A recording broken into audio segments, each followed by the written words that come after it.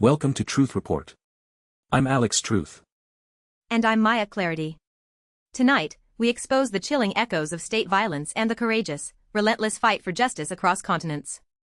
From the streets of Tehran to the political landscape of Dhaka, we uncover how authoritarian power silences dissent, and how ordinary citizens refuse to be silenced.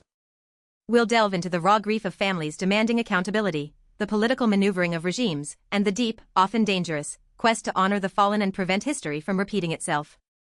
Join us as we shine a light on the global struggle for human rights, where the powerful seek to control narratives, and the truth, often painful, is painstakingly brought to light. Our investigation begins in Iran, a nation gripped by a cycle of protest and violent repression, where the cries for justice resonate from within and beyond its borders. Our top story tonight: the escalating tensions between Iran and the United States, set against a backdrop of widespread anti-government protests within Iran.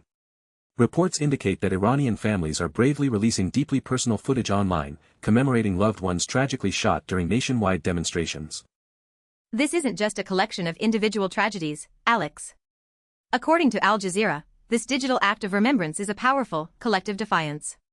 These families are transforming private grief into public testimony, directly challenging the state's narrative and demanding international attention to their profound losses.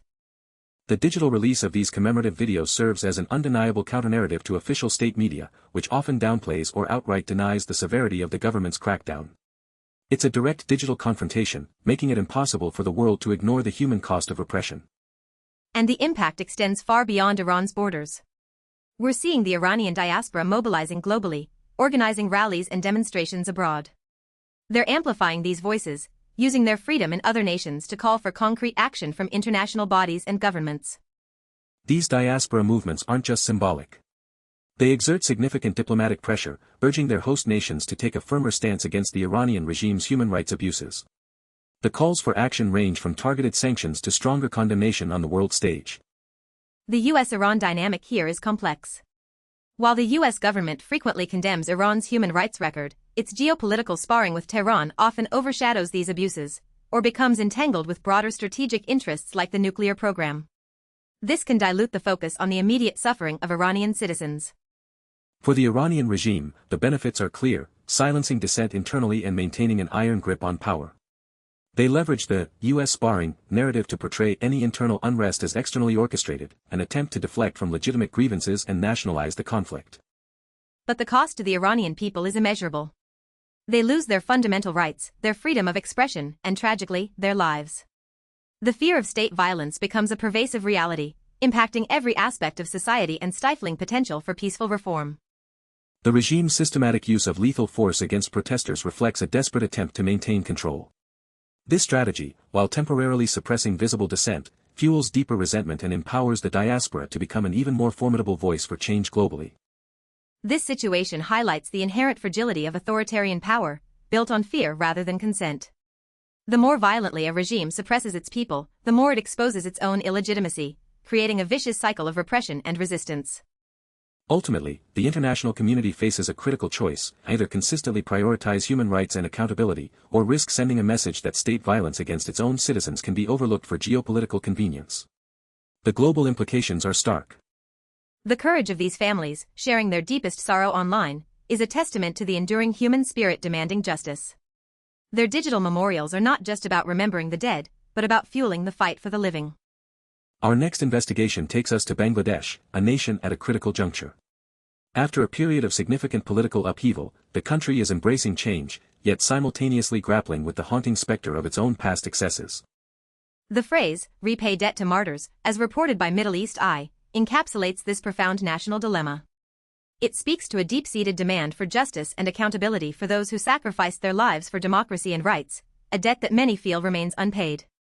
The recent political shift, often referred to as embracing change, has brought with it a fragile hope for reform. However, this hope is tempered by a pervasive fear among the populace that the patterns of authoritarianism, violence, and impunity from previous eras could easily resurface. Bangladesh has a tumultuous political history, marked by coups, assassinations, and periods where democratic institutions were severely undermined. This historical trauma creates a collective memory of state-sanctioned violence and political repression, making the current fears deeply rooted. The past excesses are not just abstract fears, they refer to documented instances of extrajudicial killings, enforced disappearances, and the systematic suppression of political opposition. These actions, often carried out by state security forces, eroded public trust and stained the nation's human rights record. The call to repay debt to martyrs is therefore a direct challenge to the new administration. It demands that true change must include confronting this legacy of violence, ensuring accountability for past abuses, and establishing robust mechanisms to prevent their recurrence. In this context, who truly benefits from the current political climate? The ruling establishment seeks to consolidate power, often by presenting itself as the custodian of stability and order. They may selectively address historical grievances to bolster their legitimacy while sidestepping more recent allegations of abuse. Conversely, the common citizens and civil society activists are the ones who stand to lose if the nation fails to genuinely reckon with its past. Without accountability, the cycle of impunity continues, perpetuating a climate of fear and undermining any genuine progress towards democracy and human rights.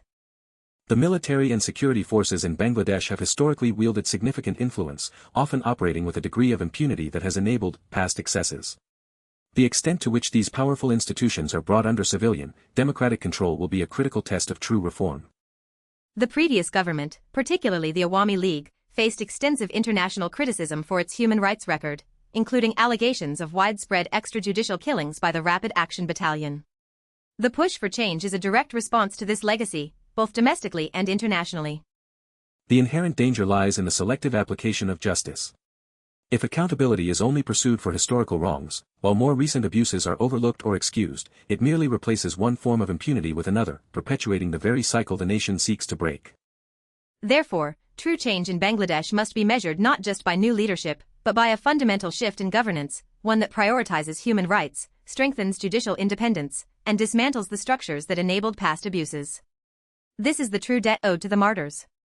The international community, including human rights organizations and key diplomatic partners, has a crucial role to play here.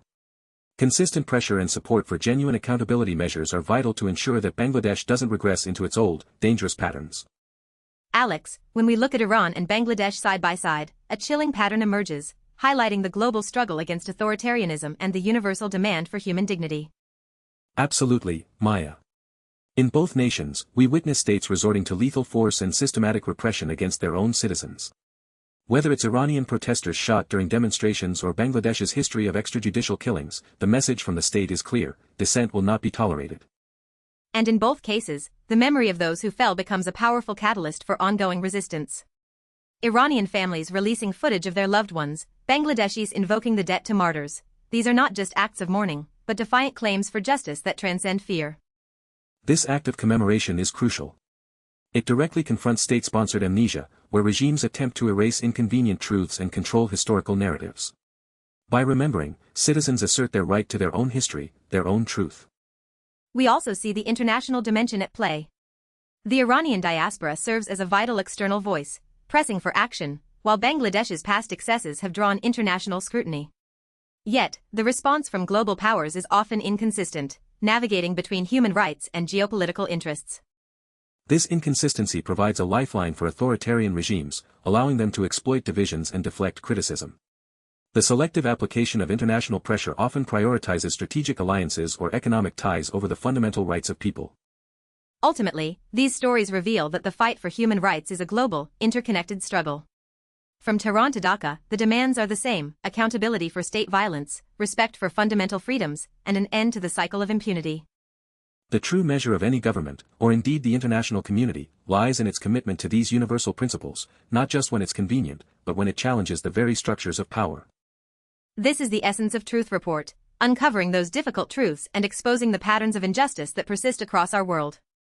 The narratives from Iran and Bangladesh are stark reminders of the courage it takes to stand for truth in the face of state power. The families in Iran, the activists in Bangladesh, they are not just victims, they are the architects of a future demanding accountability. Their resilience in demanding justice, often at great personal risk, should compel us all. It's a call to look beyond the headlines and understand the deep human cost of unchecked power and the systemic abuses that continue to plague so many nations. We urge our viewers to engage with these stories, to seek out independent reporting, and to support organizations dedicated to human rights and press freedom.